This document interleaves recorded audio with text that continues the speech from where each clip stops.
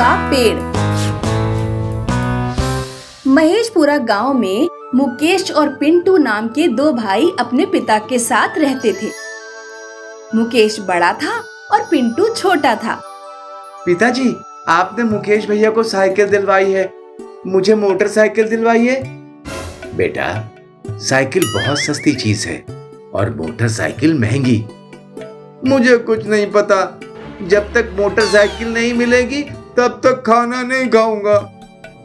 पिंटू की जिद के आगे पिताजी को उसे मोटरसाइकिल दिलवानी पड़ती है। मुकेश का पढ़ाई लिखाई में मन नहीं लगता था। पिताजी मुकेश की शादी कर देते हैं। मुकेश खेती बाड़ी का काम संभालने लगता है। उधर पिंटू 12वीं पास कर लेता है।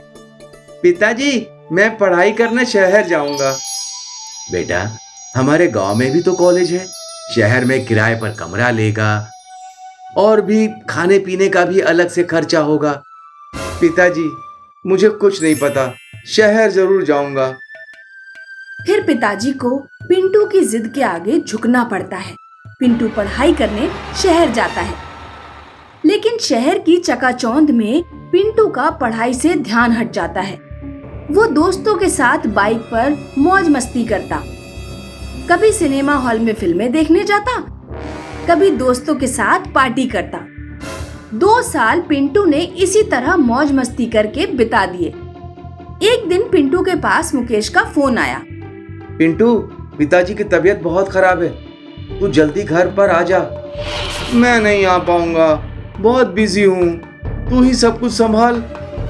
मुकेश बेटा, मेरा पिंटू से मिलने का बहुत मन कर रहा है। पिंटू घर नहीं लौटता और पिताजी की मृत्यु हो जाती है। एक दिन पिंटू का फोन आता है। मुकेश, तू इतने कम पैसे क्यों भेज रहा है? तुझे पता है ना कि शहर में कितना खर्चा है। पिंटू, मुझसे जितने पैसे हो रहे हैं मैं भेज रहा हूँ। इस बार गलत समय पर बारिश हो गई, सारी फसल बर्बाद हो गई, घर पर कुछ खाने तक को नहीं है। क्यों झूठ बोल रहे हो? मैं झूठ नहीं बोल रहा हूँ पिंटू। पिंटू एक लड़की को लेकर अपने गांव में अपने घर पहुंचता है। अरे पिंटू, अचानक से इतने दिनों बाद यहाँ आया और तूने बताया भी नहीं कि तूने शादी कर ली। हाँ भैया, मैंने शादी कर ली। मुकेश एक कागज देते हुए कहता है, भैया, ये मेरे कॉलेज का एक डॉक्यूमेंट है, इस पर अपना अंगूठा लगा दीजिए। मुकेश पिंटू पर भरोसा करके कागज पर अंगूठा लगा देता है। बहुत बढ़िया भैया, अब आप अपनी बहू को लेकर घर से निकल जाइए। इस कागज पर इंग्लिश में साफ साफ लिखा है कि आप अपने घर, खेती बाड़ी सब अपने छोटे भाई पिंटू के नाम कर रहे हैं। ये तुम क्या कह रहे हो पिंटू? अब मेरा टाइम मत खराब करिए और अपनी पत्नी के साथ बाहर निकल जाइए। चलो रूपा। बेचारे मुकेश और रूपा रोड किनारे एक झोपड़ी डाल लेते हैं। अब हमारा खर्चा कैसे चलेगा? तुम चिंता मत करो, मैं जंगल से लकड़ियां काट कर लाया करूंगा और बाजार में भेज दिया करूंगा। अगले दिन मुकेश जंगल में लकड़ियां काटने जाता है। दोपहर तक लकड़ियां काटते काटते मुकेश को प्यास लगने लगती है। बड़ी गर्मी है, मेरा तो गला सूखा जा रहा है। मुकेश पानी की तलाश में जंगल में इधर उधर भटकने लगता है। उसे एक कुआं दिखाई देता है। मुकेश कुएं में झांक कर देखता है। कुएं में पानी तो नहीं होता, लेकिन कुएं से बहुत आकर्षक खुशबू आ रही थी। मुकेश कुएं में कूद जाता है। कुएं में एक चंदन का पेड़ था। मैंने सुना है चंदन की लकड़ी बहुत महंगी बिकती है। मुकेश चंदन के पेड़ से कुछ लकड़ियां तोड़कर बाजार में बेचने जाता है। चंदन की लकड़ियां 50,000 में बिकती हैं। मुकेश बहुत खुश होकर घर लौटता है। अब मुकेश रोजाना चंदन के पेड़ से कुछ लकड़ियां काटकर बेच आता। जल्द ही मुकेश ने बड़ा मकान, खेत और ट्रैक्टर खरीद लिया। उधर पिंटू को खेती बाड़ी करना आ ही नहीं रहा था, इसीलिए उसने अपना खेत बेच दिया। कुछ दिनों में खेत के पैसे खत्म हो गए। पैसे कमा कर लाओ, वरना मैं तुम्हें तलाक दे दूंगी। मुकेश के अमीर होने की खबर पिंटू तक पहुंचती है। एक रात पिंटू चुपके से मुकेश के घर के पास जाता है। मुकेश और मुकेश की पत्नी उस समय खाना खा रहे थे। पिंटू खिड़की से उन दोनों की बातें सुनने लगता है। आज हम जो भी हैं जंगल में उस कुएं वाले चंदन के पेड़ की वजह से हैं। जंगल में एक बाबा मिले थे। उन्होंने मुझे बताया कि वो चंदन का पेड़ मायावी है। अच्छा, जंगल में कुएं वाला चंदन का पेड़। पिंटू जंगल में जाता है और घूमते घूमते उस कुएं तक पहुंच जाता है। वो रहा चंदन का पेड़। पिंटू कुएं में कूद जाता है, लेकिन चंदन का पेड़ गायब हो जाता है और पूरा कुआं पानी से भर जाता है। पिंटू को तैरना नहीं आता था और वो कुएं में डूबकर मर जाता है।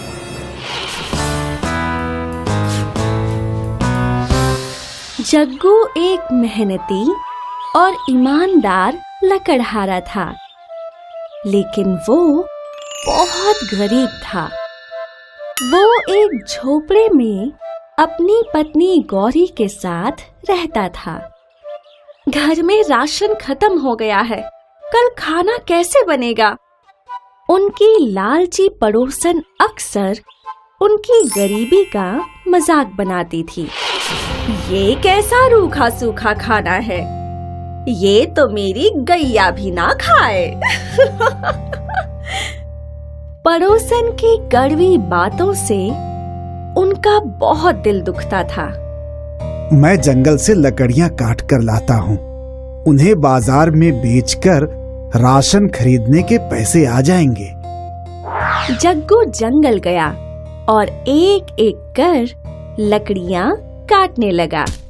वो एक बड़े पेड़ की टहनी को काटने के लिए कुल्हाड़ी चलाने लगा। तभी उसे एक आवाज सुनाई दी। मुझे मत काटो, मुझे मत काटो, मुझे मत काटो। ये किसकी आवाज आ रही है? कौन है यहाँ? मैं हूँ, तुम्हारे सामने खड़ा पेड़।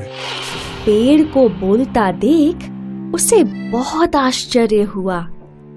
जग्गू पेड़ से बोला कि अगर वो उसे नहीं काटेगा तो बाजार में क्या बेचेगा? उसके पास राशन खरीदने के पैसे भी नहीं हैं। मैं एक जादुई पेड़ हूँ, मैं तुम्हारी जरूरत पूरी करूँगा। तुम्हें जो चाहिए वो मिलेगा। पेड़ के ऐसा कहते ही जादू से वहाँ बहुत सारा अनाज, दाल, चावल आ गया। ये देख जग्गू बहुत खुश हुआ। धन्यवाद जादुई पेड़, तुमने मेरी जरूरत पूरी कर दी। महीने भर का राशन देख गौरी भी बहुत खुश हो गई। अब हमें भूखा नहीं रहना पड़ेगा। तभी पड़ोसन वहां आ गई। वहां रखा सामान देख, इतना सारा राशन इन गरीबों के पास। पड़ोसन ने गौरी को उसके बेटे के जन्मदिन की दावत का न्योता दिया। शाम को दावत में कोई फटी पुरानी साड़ी पहनकर मत आ जाना। गौरी के पास तो एक भी अच्छी साड़ी नहीं थी। वो दुखी होकर रोने लगी।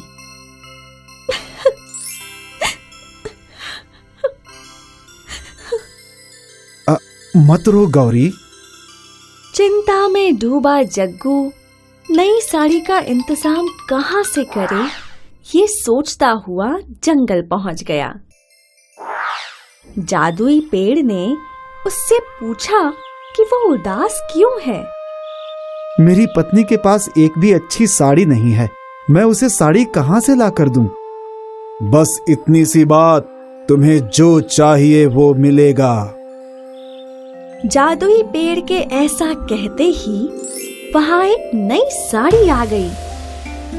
जग्गू साड़ी देख बहुत खुश हुआ। उसने पेड़ का शुक्रिया किया और साड़ी लेकर घर चला गया। नई साड़ी देख गौरी बहुत खुश हुई। वही साड़ी पहनकर वो जग्गू के साथ पड़ोसी के घर दावत में भी गई। गौरी को सुंदर साड़ी पहने देख दावत में मौजूद सभी मेहमानों ने गौरी की बहुत तारीफ की। इस साड़ी में तुम बहुत सुंदर लग रही हो। गौरी की तारीफ सुनकर पड़ोसन को जलन होने लगी। मैंने तो सोचा था सबके सामने इसकी गरीबी का मजाक बनाऊंगी, लेकिन ये सब तो इसकी तारीफ कर रहे हैं। जलन के वश पड़ोसन ने अपने सोने के कंगन छुपा दिए और गौरी पर कंगन चुराने का इल्जाम लगा दिया और सबके सामने उसकी बेइज्जती करने लगी।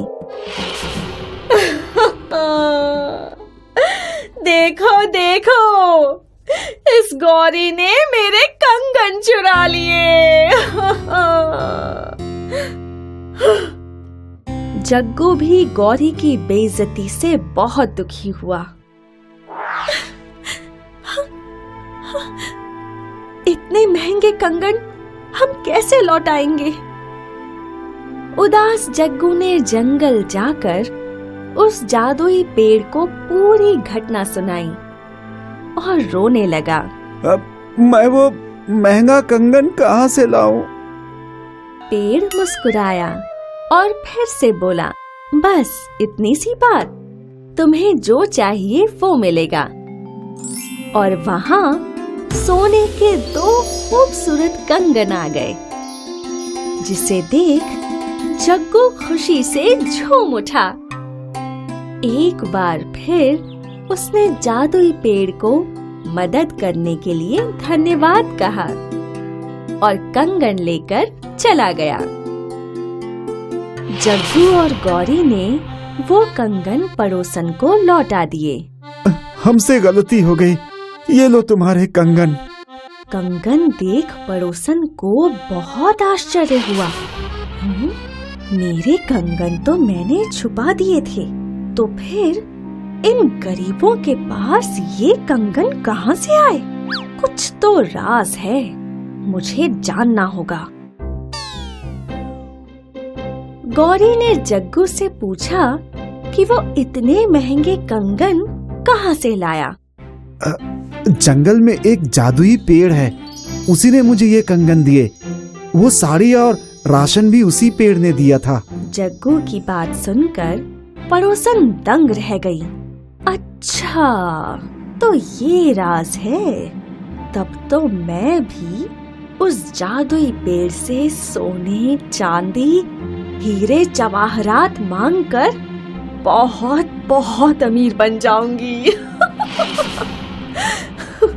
अगले दिन पड़ोसन जग्गू का पीछा करते हुए उस जादुई पेड़ तक पहुंच गई। वहां उसने सच में जग्गू को उस पेड़ से बात करते देखा। फिर जग्गू के जाते ही वो पेड़ के पास गई। जादुई पेड़, चल जल्दी से मुझे एक 9 लखा हार दे दे। पड़ोसन के मांगने पर वहाँ एक चमचमाता 9 लखा हार आ गया। पड़ोसन खुशी के मारे पागल हो गई, लेकिन जैसे ही उसने वो हार गले में डाला, वो हार सांप बन गया। पड़ोसन डर कर चीखने लगी।